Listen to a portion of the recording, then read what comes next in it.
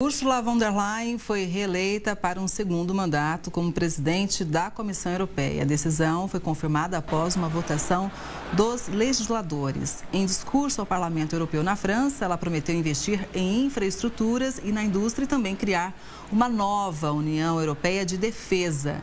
Ursula vai ficar no cargo pelos próximos 5 anos. Foi reeleita com 401 votos a favor contra 284. Ela precisou de mais de 360 votos para garantir a maioria no parlamento de 720 assentos. Agora vai presidir um bloco que se deslocou para a direita após as eleições europeias no mês passado, quando partidos de extrema-direita conquistaram um número recorde de assentos. E quem chega para analisar esse e outros assuntos internacionais é Vladimir Feijó, que é professor de Relações Internacionais. Vladimir, seja sempre muito bem-vindo aqui ao Conexão Record News. Ou seja, pelos dados que eu acabei de falar aqui, vai ser uma gestão mais desafiadora? Qual que é a sua opinião? Boa tarde, Kelly. É uma satisfação sempre. Conte comigo. Eu acho que a reeleição da von der Leyen era um pouco esperado. Porém, ela é sintoma daquilo que o eleitorado desgosta, de mais integração, de um compromisso que assuma mais responsabilidades entre o conjunto de países e menos poder para os parlamentos nacionais e até mesmo o legislativo subnacionais dos diferentes países. Essa aposta também contra a Rússia e um clima belicoso, de investir em armas nucleares, é algo que o eleitorado europeu deu um passo para o lado e apostou em partidos populistas, seja a extrema-direita, seja a extrema-esquerda. Eu disse que a reeleição dele era esperado porque o centro, que está temendo a ascensão desses polos, está se unindo em torno desse projeto supranacional e pode estar dando o seu último sopro nessa gestão de mais 5 anos. Não sei o que isso vai se refletir na eleição próxima, daqui a 5 anos.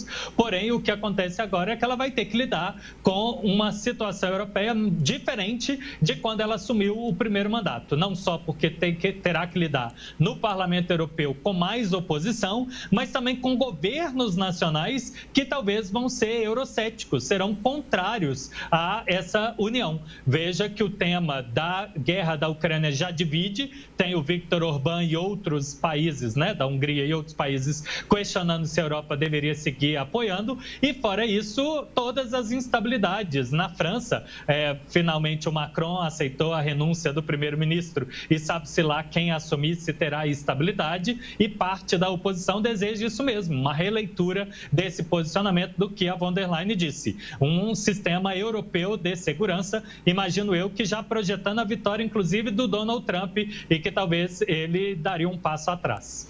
Pois é, agora só para a gente fechar esse ponto, Feijó, essa reeleição, você disse que já era esperada, mas talvez a guerra entre Rússia e Ucrânia não tenha pesado para isso positivamente? Eu pergunto pelo seguinte, ao mesmo tempo que essa questão divide ali os europeus, há uma sensação também de maior temor em relação ao possível avanço russo, pela Europa toda, ou seja, o problema da Ucrânia não ser mais da Ucrânia apenas com o avanço russo também para outros países. Existe esse temor por lá,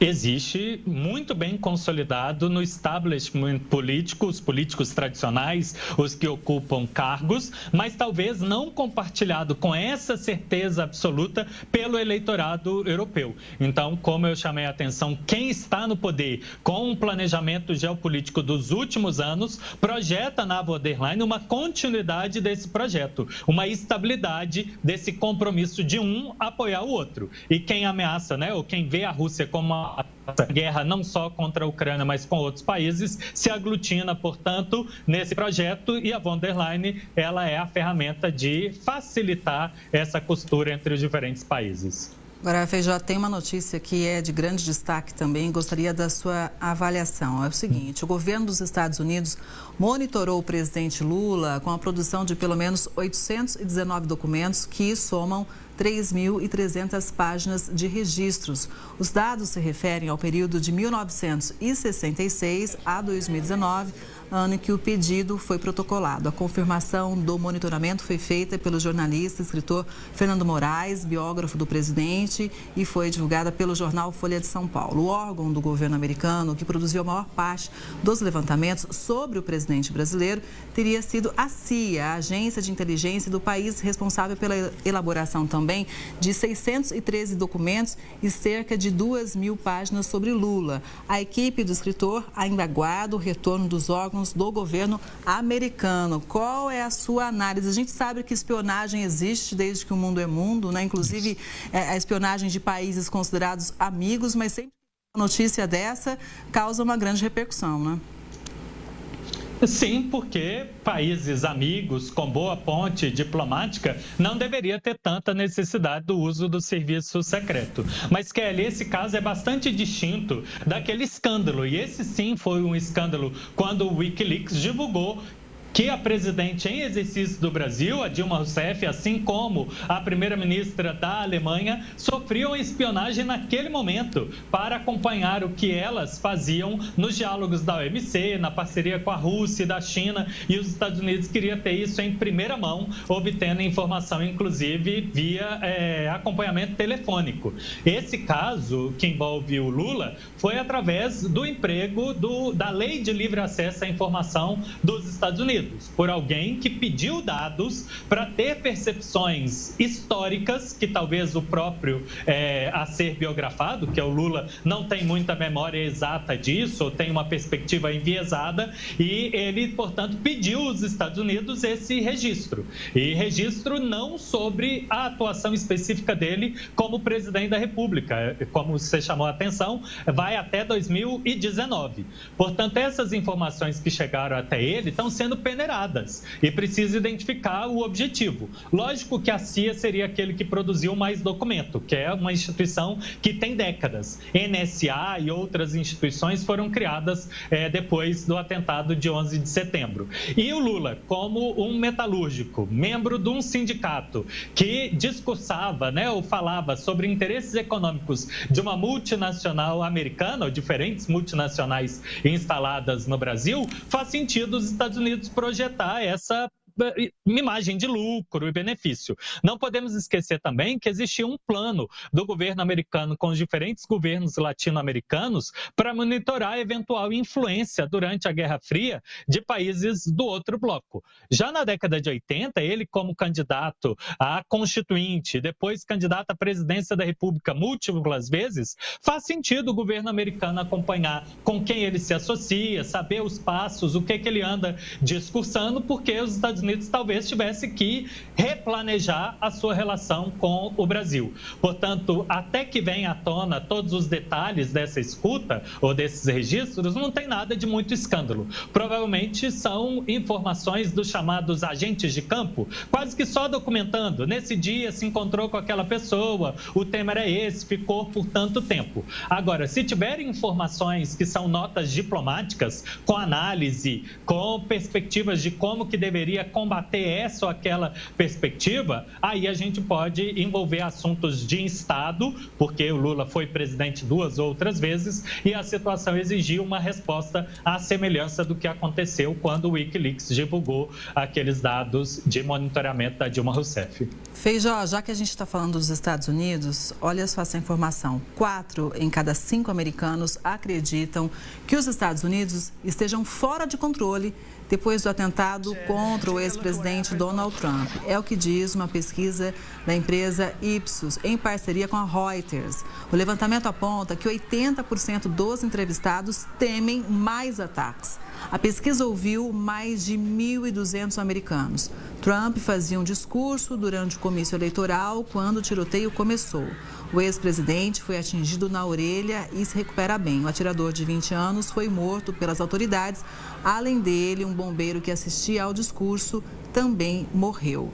E o presidente dos Estados Unidos, Joe Biden, testou positivo para a Covid. Com isso, o democrata não discursou em uma conferência realizada ontem em Las Vegas. Ele passou por um exame depois de apresentar os sintomas respiratórios leves, incluindo coriza, tosse e mal-estar. De acordo com a Casa Branca, Biden vai ficar em isolamento. O diagnóstico veio horas depois de uma entrevista do presidente norte-americano, em que o democrata diz que consideraria abandonar a candidatura por questão de saúde.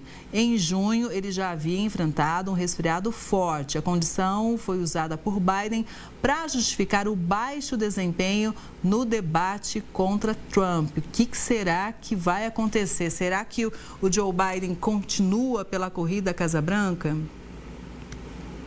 Boa pergunta, Kelly. Primeiro, vamos ao tema da violência. Eu acho que a perspectiva geral do eleitorado americano é que a opção mercadológica, do marketing mesmo, das campanhas, de que o outro lado é uma ameaça existencial, faz com que o povo americano, com esse histórico de lobos solitários, de pessoas desajustadas psicologicamente, que querem entrar no livro da história por ter feito ato de violência, isso é uma questão da cultura deles, que consomem muito biografia de true crime, né, histórico desses, de imaginar que outras pessoas podem praticar essa violência, imaginando que eles serão os heróis para salvar o país. Então eu entendo essa perspectiva de medo, sem contar a própria história recente, né, do atentado terrorista do 11 de setembro, que ainda é bem marcante nas gerações americanas. Do outro tema, Kelly, eu imagino que a gente pode estar diante daquela história do gato subiu no telhado. O melhor amigo, em vez de dar a notícia pior de início, vai contando, né, a conta-gotas. A pressão que o Biden sofre de investidores, né, ou doadores de campanha, de políticos tradicionais, de candidatos de múltiplos cargos, governadores, senadores e deputados, talvez está fazendo esse movimento de que ele tem que abandonar. E o abandono é de uma de duas formas apenas para facilitar a vida do Partido Democrata. Ou ele renuncia à presidência americana, e aí a Kamala Harris assume a presidência e também a chapa da eleição, ou ele segue como presidente tentando construir um legado de unidade nacional que abriu espaço para derrotar o Trump ou abriu espaço para acalmar o país, usando esse argumento de que ele não terá saúde para um próximo mandato. Então é possível que a gente esteja diante dessa construção de imagem, que ele, em vez de ele abdicar de tudo, candidatura e presidência, pode ser que o caminho que o Partido Democrata encontrou foi saúde declinante para ele abandonar a concorrência a um segundo mandato. Pois é, e a gente, claro, vai seguir acompanhando tudo isso e de perto. Vamos falar agora um pouquinho sobre o conflito no Oriente Médio. O Hezbollah ameaçou realizar novos ataques contra Israel se houver mortes de civis no Líbano. Segundo fontes locais, 5 pessoas morreram na terça-feira, incluindo 3 crianças em um bombardeio israelense. Em resposta, o Hezbollah disse que lançou foguetes contra o norte de Israel. A Agência das Nações Unidas para a Infância, Unicef, descreveu como horrível o ataque. Desde outubro, a violência na fronteira matou 511 pessoas no Líbano, a maioria combatentes. O movimento, apoiado pelo Irã, troca disparos quase diários com as tropas israelenses em apoio ao aliado Hamas. E a gente lembra que o Hezbollah, não é, Feijó, ele é bem mais organizado, bem mais potente, tem mais combatentes em relação ao Hamas. E mais do que isso, Kelly, ele tem demonstrado para Israel uma capacidade crescente para demonstrar que não está como na última vez que eles estiveram em conflito físico, e que é capaz de ficar mais do que esse olho por olho ali próximo à fronteira. O Hezbollah lançou vídeo, primeiro 1, depois 2, agora um terceiro de vigilância de diferentes áreas de Israel, mostrando alvos. O Hezbollah tem mostrado, através de ataques com mísseis de maior distância, que tem capacidade disso, e na última semana também esteve disposto a receber combatentes que venham de outros grupos que também veem Israel como uma ameaça. Portanto, para tentar demonstrar essa intimidação que a IDF, né, o exército israelense, não combateria só com eles, mas também com resistentes vindos do Iraque, da Síria e talvez até dos hutites, né, que estariam dispostos a lutar juntos. E, portanto, seria um embate em território israelense e não apenas no território libanês. É muito triste porque o perigo de uma guerra entre esses dois certamente lançaria ataques aéreos e terrestres a pôr milhões de pessoas a um risco de vida muito maior do que o conflito entre Israel e o Hamas, já que os mísseis do Hamas e a capacidade do Hamas está limitada à atuação especificamente em Gaza ou pouco poder destrutivo. Já Israel vive essa ameaça relativamente tranquila de derrubar pelo seu sistema de defesa antiaéreo, algo que não aconteceria no embate contra o Hezbollah. Então, tanto a população israelense quanto a população libanesa certamente sofreria muito mais. E só para a gente concluir, Feijó, está longe ainda de um acordo. A gente vê algumas movimentações durante essa semana, mas realmente ainda não há nenhum acordo entre Israel e o grupo terrorista Hamas, né? Não, o discurso é um, a prática é outra, é um assopra e queima, né? Fica numa tentativa, mas aí depois acontece uma violência que tem uma reviravolta, fala-se de um pedido exagerado, então não parece que tem muita pressão suficiente para chegar a um acordo. Muito obrigada, viu, Feijó? É sempre bom te ouvir, contar com a sua análise aqui no Conexão. Uma boa tarde para você e até a próxima. Fico feliz, Kelly. Abraço, bom trabalho. Obrigada.